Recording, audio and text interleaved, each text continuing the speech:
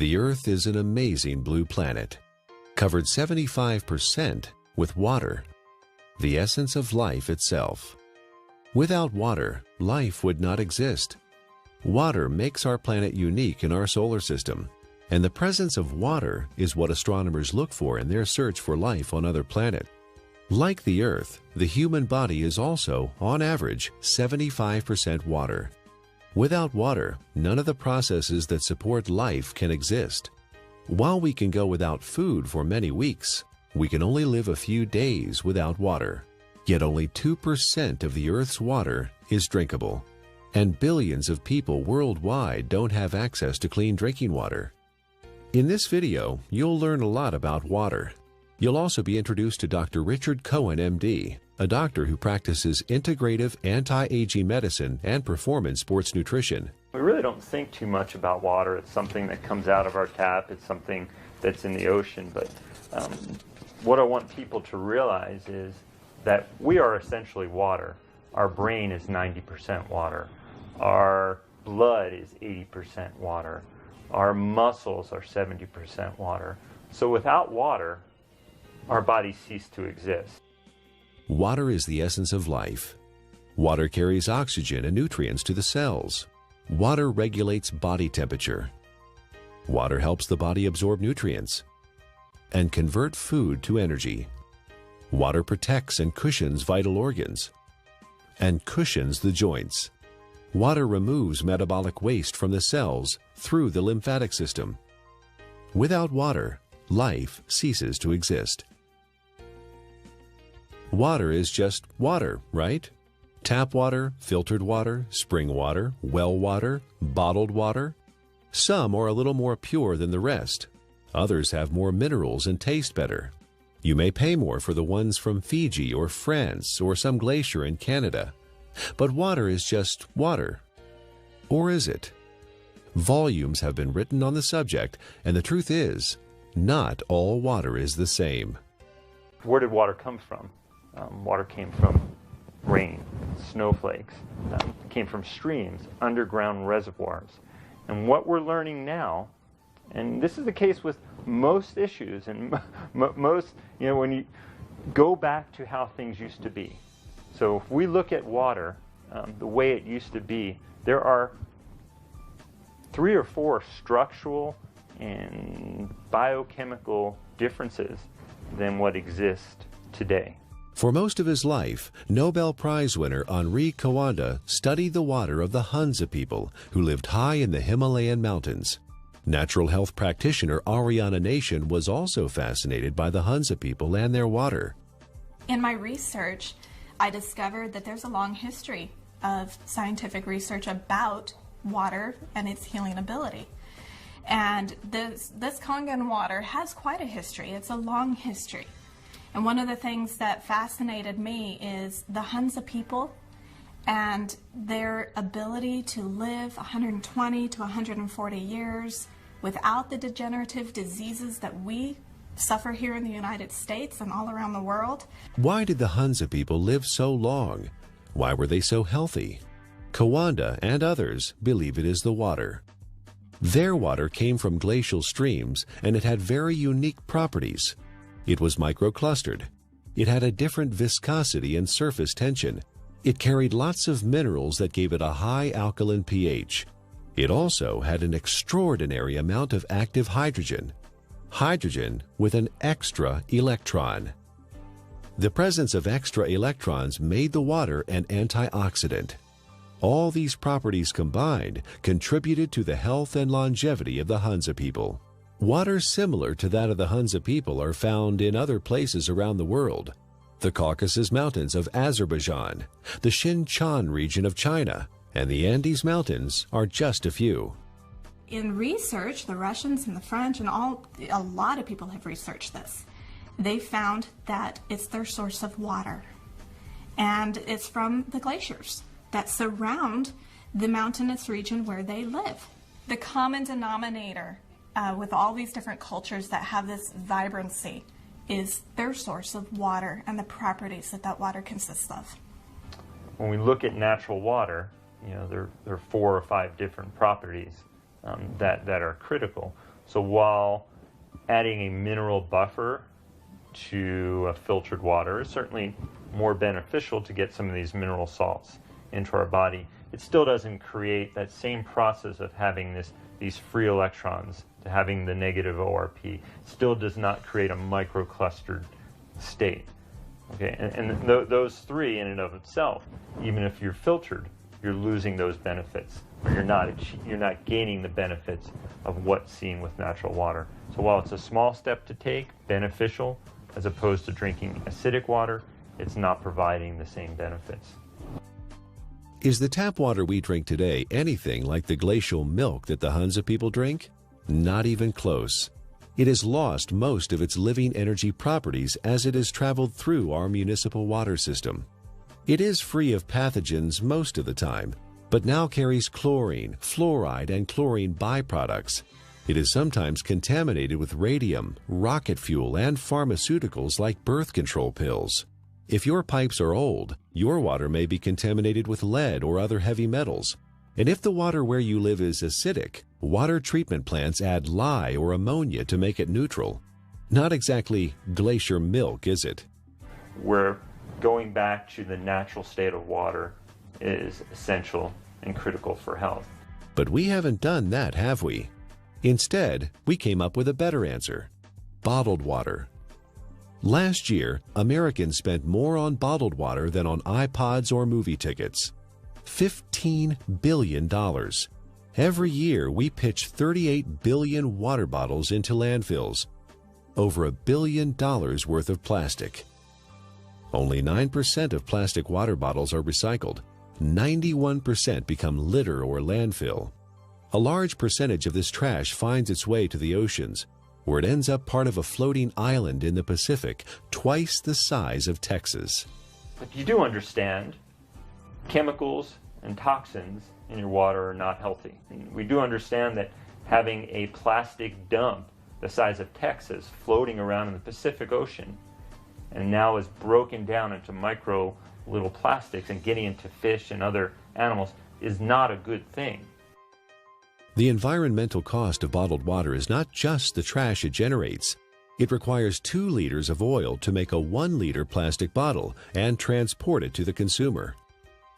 Spending thousands of dollars to ship water from Fiji to drink in the United States, and the energy that requires to do that is ludicrous. More than 1 million bottles a day of Fiji water, untouched by human hands, is produced in a country 6,700 miles away from California and transported halfway around the world for our consumption.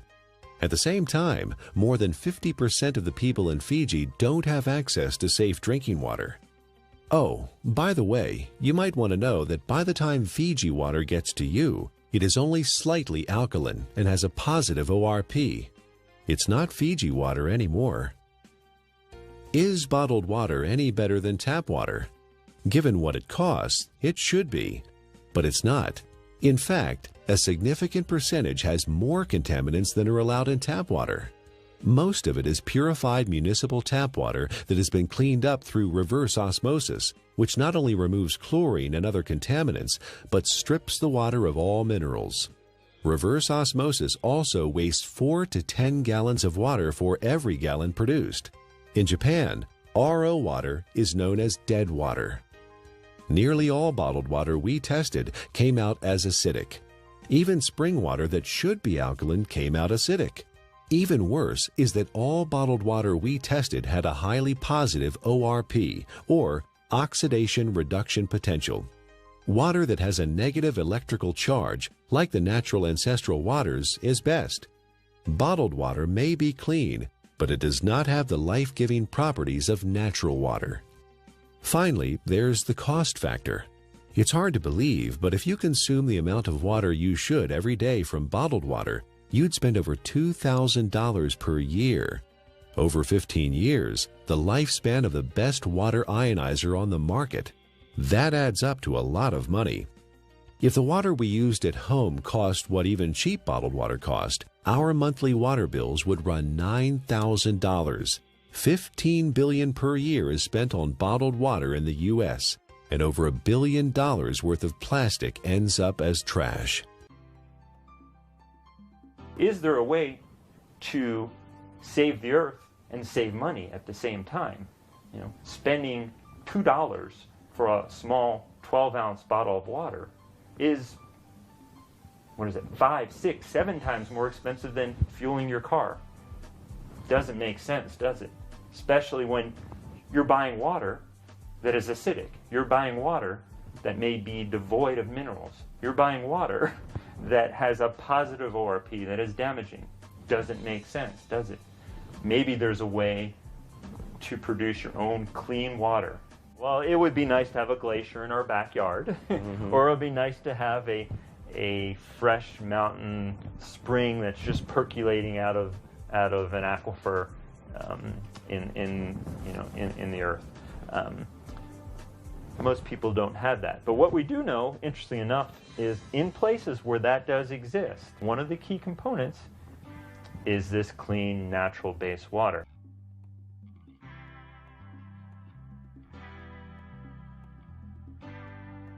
If you care about the earth and your pocketbook and are currently drinking purified bottled tap water, get a carbon filter for your faucet and use a safe, reusable water bottle. However, if you want to improve your health, drinking ionized alkaline Kangen water is a better choice. Like natural ancestral waters, it is microclustered, contains alkaline minerals, and has a negative ORP, making it an antioxidant, and it costs a little more than $1 a day for unlimited amounts.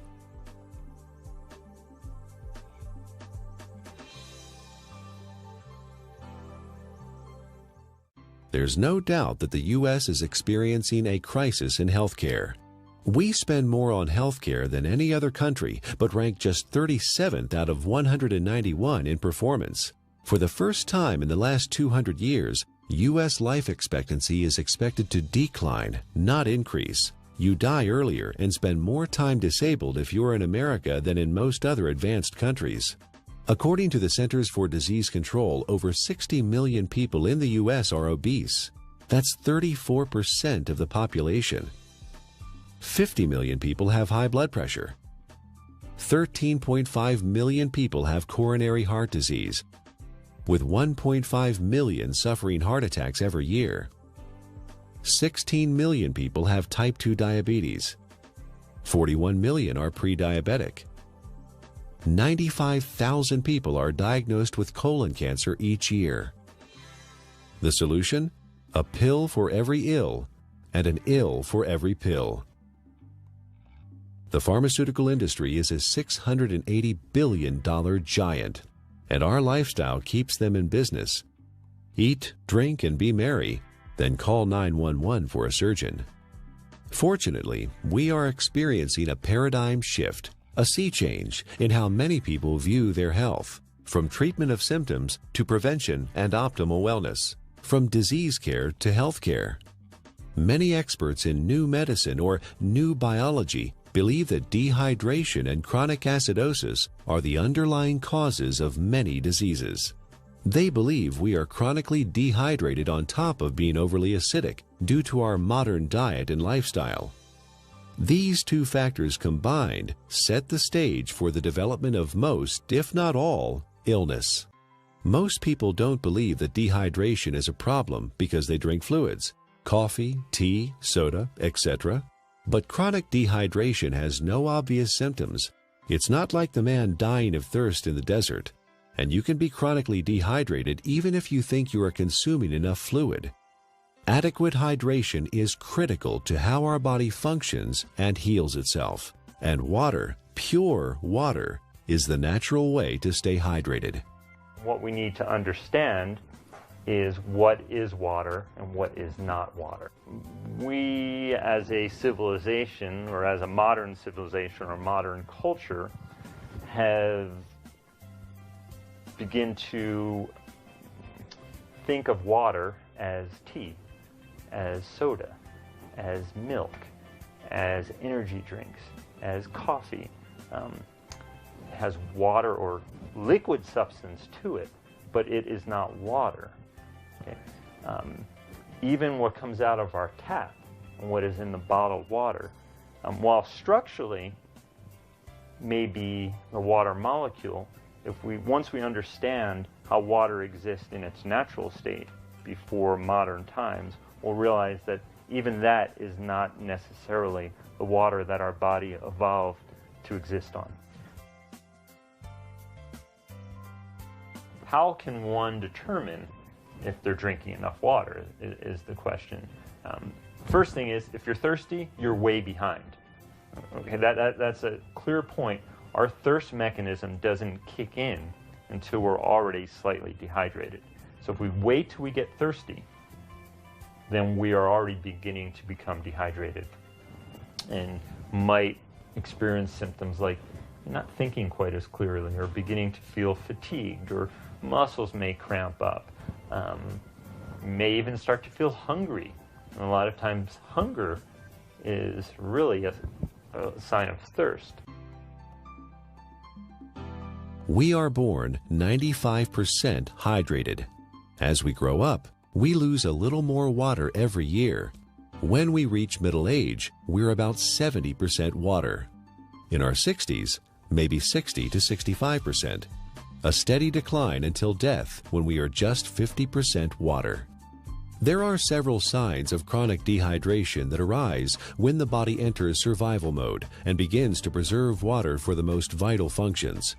There are 5 distinct conditions related to chronic dehydration where the body begins to ration water: asthma, allergies, hypertension, constipation, and type 2 diabetes. Symptoms include exhaustion, lack of energy, headaches, skin problems, obesity, and joint pain. Finally, and perhaps most importantly, the acid-alkaline balance of the body is disrupted, leading to chronic low-grade acidosis and a host of modern diseases related to that condition. Don't wait until you're thirsty. Have a glass of ionized water. It's microclustered, alkaline, and contains active hydrogen and bicarbonate buffers. Critical is first thing in the morning. Wake up and have a big glass of water. Make sure you drink a big glass of water through the day and see how you feel. It's sometimes incredible, and the effects can be very dramatic because people have never really had clean, natural water.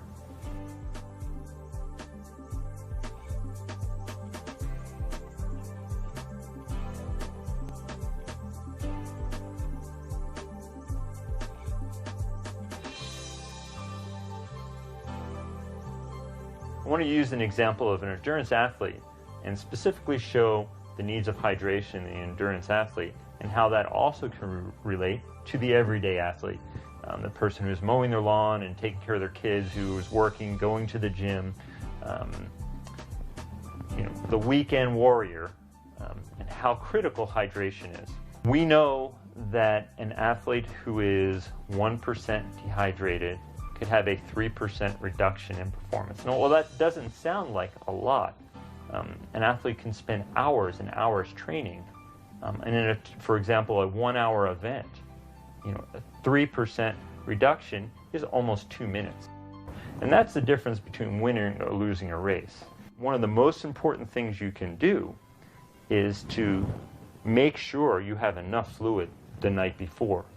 You cannot catch up the same day. When you're dehydrated, you build up lactic acid and you don't clear it. When you're dehydrated, the muscles don't receive the nutrients as effectively. When you're dehydrated, the cells, as we've talked about, don't communicate well with one another. When you're dehydrated, the oxygen carrying capacity of the blood diminishes.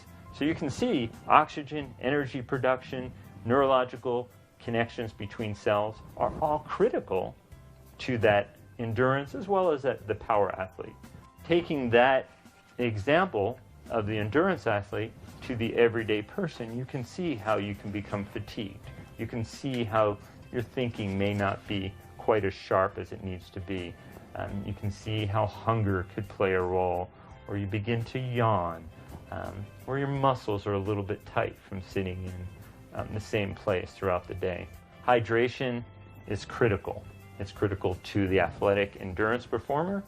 It's critical to the everyday endurance athlete who wants to make it from the morning to the night as effectively and efficiently as they possibly can.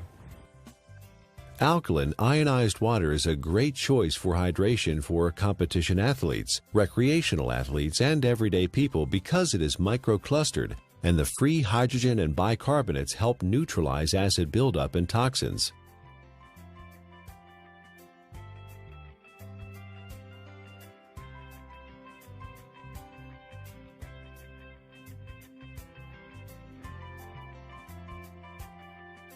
Chronic low-grade acidosis is a condition that develops over time and affects the quality of life and our ability to enjoy optimal health. It starts with our diet, acid-forming foods and drinks. Our sedentary lifestyle, poor digestion, and poor elimination add to the problem. The fluids between and within our cells become more acidic. To maintain balance, the body mobilizes buffers, minerals, and hydroxyl ions from the bones and other tissues. This, in turn, leads to osteoporosis, and the overall process results in poor health, chronic illness, arthritis, and sluggish lymph system. An acidic condition for the body is very unhealthy. When the body is chronically acidic, illnesses can develop. Think of your cells like a fish in a bowl of water. When the fish are sick, what do? Do you give them a pill? Of course not. That would not solve the problem at all. They would still be sick. You change the water, give them the proper pH and ORP so they thrive. pH stands for potential hydrogen and is a measure of the acidity or alkalinity of a solution. pH is neutral at 7.0.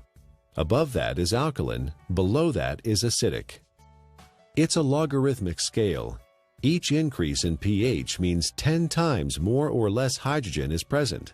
Alkaline ionized water has a pH between 8.0 and 9.5. Your body uses a system of buffers to keep the pH of your blood in a tight range of between 7.35 and 7.45, slightly more alkaline than pure water.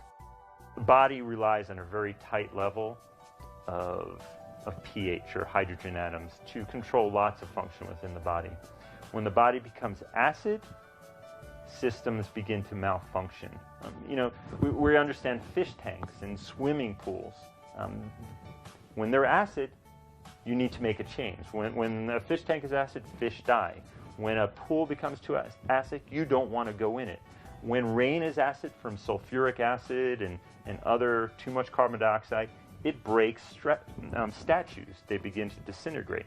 And we know acid rain and damages lake. Well, our body becomes a sink for this acidity. And when this acidity builds up, it in essence is one of the reasons for disease in our body. Bones begin to demineralize. Our ability to create energy decreases. Our immune system becomes depressed. The inflammation for aches and pains increases. Not a good thing to be acid. Dr. Linda Frassetto has proposed a revolutionary hypothesis that obesity is an evolutionary adaptation. While at one time we were able to metabolize our food and dispose of the normal acid waste through our kidney and liver using the bicarbonate buffer system, the sheer amount of acid waste that the body must handle today has created a problem. In order to protect the internal organs from damage, the body has adapted and now stores acid waste in the fat cells, as well as turning it into cholesterol, uric acid, kidney stones, and other storage forms. In her book, The Chemistry of Success, Dr. Susan Lark describes the effects of chronic low-grade acidosis. First, you tend to tire easily and become fatigued, retain toxins and heavy metals, lack energy to achieve your goals, become more pessimistic, develop chemical sensitivities, experience stiffness and joint pain, brain fog, and chronic fatigue. Several long-term medical problems are due to chronic acidosis: high blood pressure, autoimmune disorders, cancer, heart disease, diabetes, and inflammation.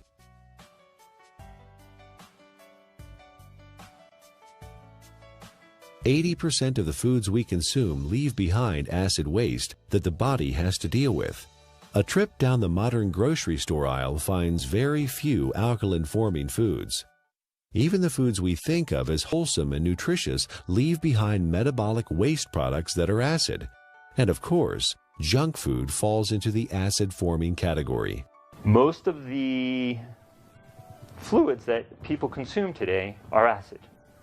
Sodas contain citric acid, energy drinks, phosphoric acid, and caffeinated beverages, and coffee, and many different commercial teas. Sugar, acid. Tap water, acid. Not a good thing for our system. Natural water is alkaline. Fruits, vegetables are alkaline. Stress-reducing activities are alkaline. So you see the link here. Things that are beneficial to our body tend to be alkaline creating. It allows the body to buffer damage of its processes of energy production. In addition to our diet, there are several ways our modern lifestyle increases the acid load on the body. Physical and mental stress reduce oxygenation and blood flow and increase muscle tension. Strong emotions like anger, fear, hostility, anxiety, or excitement. Vigorous exercise, which produces lactic acid, pyruvic acid, and CO2, decreasing muscle pH. Frequent airplane travel with cabin air lower in oxygen and higher in CO2. Over-the-counter and prescription medicines and vitamins. All these things produce more acid for the body to deal with. Consuming more acid is like consuming and sucking life out of your system. You have a certain ability to buffer that, and you will break down.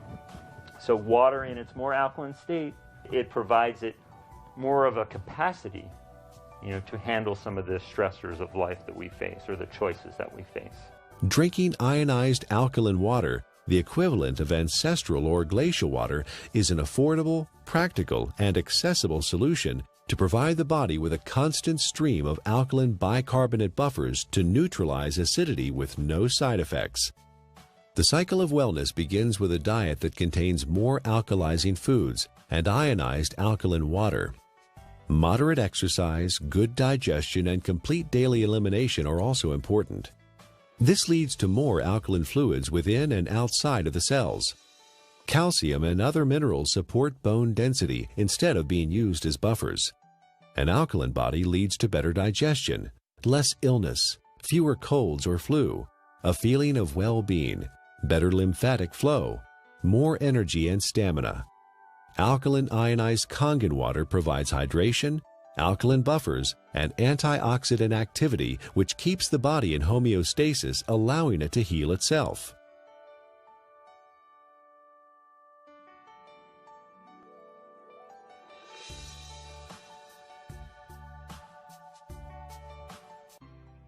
Japanese scientists investigated the Russian research about Hansa water and found that electrolysis could be used to create living water with properties similar to Hansa water. This is now known as functional water, micro water, ionized water, or Kangen water. Kangen is a Japanese word that means return to origin, or in chemistry, reduced, having an extra electron. In the U.S., Kangen water is the trademark of Enagic USA, who market top-of-the-line water ionizers. Anyone with an ion water generator can make Kangen water from tap water. Water is first filtered, then exposed to an electrical charge in the electrolysis chamber of the generator. Alkaline ionized water is called living water. It is similar in atomic structure to the waters that the people of Hansa drink directly from glacial streams in the high Himalayas. It is fresh, invigorating, life-enhancing, free radical scavenging, and delicious. Full-scale development of water ionizers started in 1954, fueled by research at several agricultural universities on the effects of ionic water, especially acid water, on plants. Experiments on the human body followed, conducted by Japanese doctors and other scientists around the world. In Japan, hospitals and clinics have used purified, electrically restructured, ionized alkaline water for over 30 years to treat a number of disease conditions.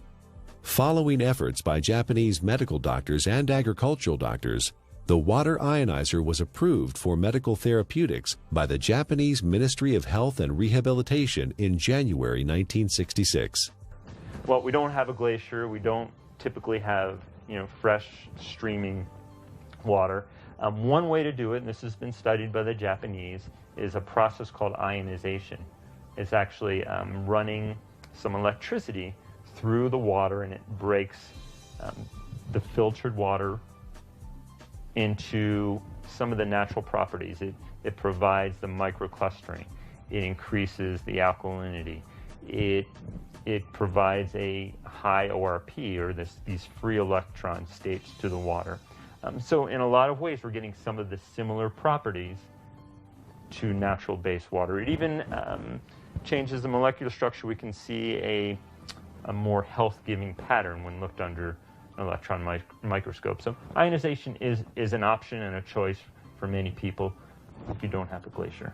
So the Russians discovered the property of the water, all these properties, and they developed an electrolysis system. They found a way to actually separate the water and get these properties.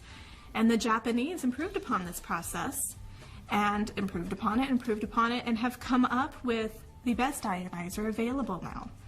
And I really do appreciate the work that the Japanese have put into it because of the diligence and the care that these ionizers are made with.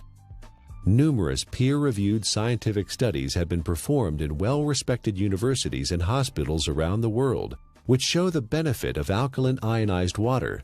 Some of those benefits are weight loss, releasing toxins and stored body fat, normalize blood sugar, support healthy colon function, resolve urinary tract infections, relieve asthma and chronic respiratory conditions, stop abnormal gut fermentation, reduce proliferation of candida, fungus, and undesirable microforms, reduce chronic pain, improve wound healing with oxidizing acidic ion water. The most important thing, we don't want to drink water that has pollutants, and that could be harmful to our system. So when we're drinking water, it would be nice to know that what you're drinking is clean. The first step to creating alkaline ionized water is to have clean source water. Enagic's Kangen water generators use an activated carbon filter that removes chlorine, volatile organic chemicals, pesticides, herbicides, benzene, trihalomethane compounds, radon, solvents, and many other man-made chemicals found in tap water. Ionized water is pure or virgin water. Everything water has been exposed to leaves an electromagnetic frequency signature or imprint. Ionized water is virgin water because the EMF have been reset. There are 4 very specific properties to these healing waters that are found in these mountainous regions that are flowing from the glaciers. And there's been a lot of research on this. The Russians discovered it, and they discovered a way to make it. And those 4 properties are, it's hexagonal, and what that basically means is it's shaped like a snowflake. You look at it under a microscope. It's beautiful. It's crystal structured. Ionized water has been restructured. The water molecules cluster in groups of 4 to 6 instead of the normal 10 to 15. Nuclear magnetic resonance has documented this difference. The reduction in cluster size helps the body absorb ionized water more quickly and efficiently. Also microclustered, micro meaning small clusters. It's broken down very small so the body can easily absorb it. It's very bioavailable. It was very alkaline. pH is around 9.5. Some were found at 9.0. So it really helped the body as far as not adding acid waste to the body and helping to keep the body very alkaline. You may hear a term, it's called clustering.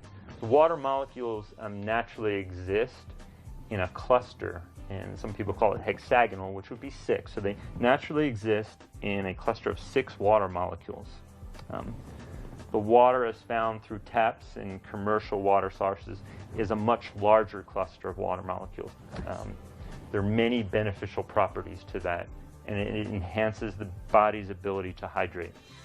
I was really excited when I started actually to quote-unquote play with the water in my own kitchen with different supplements, with powders and tea and oil and all the different things that I worked with. And you could really see the life to the water. I could put, for example, my green vegetable powder drink in Kangen water versus a bottled water and a tap water, and actually see that this water has an energy to it. In fact, it will stir itself and become very, very absorbable, and you can watch that happen within the water. You can watch it make tea instantly, whereas other waters cannot do that. It cannot get in and penetrate those nutrients and pull those nutrients out and put it right in the water where you're drinking it, where it can then go in and penetrate your cell walls at that same level. Many people complain that they find it difficult to drink large amounts of water because it makes them feel bloated and heavy. Regular water, tap or bottled, is composed of large clusters of water molecules and has no life energy or electrical charge. It sits in your stomach like a stagnant pond. In contrast, drinking ionized alkaline water is easy because it tastes much better than tap or bottled water, and the smaller molecular cluster size and life energy it carries allows it to be absorbed more quickly. And the other feature is it has a negative ORP, and what that stands for is oxidation reduction potential. Not to get real big and fancy, a lot of people are like, oh, what is that? It is the ability of that water to reduce the oxygenation of the body. The property of the water that actually gives it this negative ORP, or the potential to reduce the aging in our body, is the active hydrogen that it consists of. ORP, also known as redox potential or oxidation reduction potential, measures the tendency of a molecule to gain or lose electrons. It is measured in millivolts. When a substance has an electron to donate, it measures with a negative charge. When a substance loses an electron and is positively charged, the ORP is plus. Negatively charged substances act as an antioxidant. Positively charged substances act as oxidation enhancers. What we have learned to understand is this water in its energetic state has an abundance of free electrons. Okay? The Earth is loaded with free electrons, and where that comes from is lightning strikes. Okay? So we have all this energy potential in the Earth that's imparted to the water, and when we consume the water, you're basically consuming a antioxidant. We know vitamin C, vitamin E, all these particular nutrients that you may take. In its natural state, water has a similar or even perhaps more powerful ability to quench out free radicals or inflammatory processes that may occur from natural processes within our body to create energy, to fight infections, as well as to quench out some of the destructive things that we may do in our modern life, from pharmaceutical agents, cigarettes, alcohol, over-exercising, stress. Water can help buffer that in its natural state. Like natural ancestral water, ionized water holds a measurable negative electrical charge. This is what gives the water vitality or life energy. Almost all other drinking water available to us has a positive charge, which means they are oxidizing agents. Only negatively charged water can efficiently flush out toxins and poisons in the body at the cellular level and neutralize free radicals. A free radical is a molecule of oxygen that has lost an electron and is positively charged. It is also known as active oxygen. This active oxygen is hunting for a replacement electron from somewhere else in the body. Active oxygen damages the cell membrane and even DNA.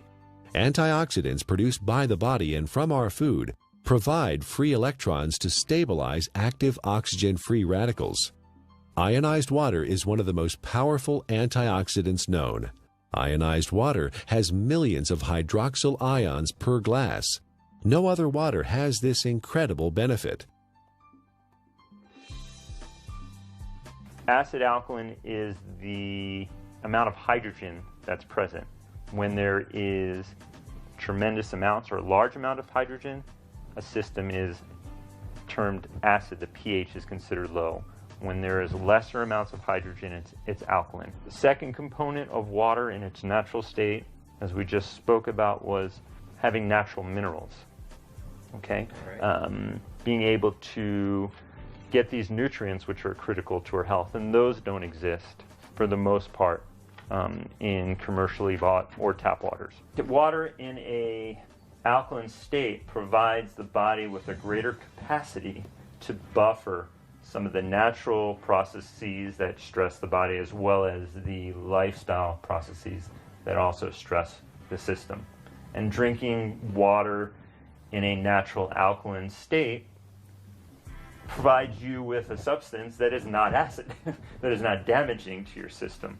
So you can look at it from two different ways, eliminating all the unhealthful things that we don't even think about and consuming clean, natural base water.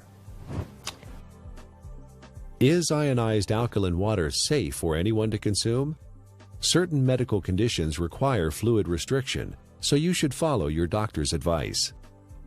For these people, because of the unique imbalances that are created, extra fluid is not processed well. So the standard conventional mechanism, don't take fluid because you can't process it. Let's minimize it. While the cells intracellularly are starving. See, the problem is that the fluids can no longer get into the cells effectively.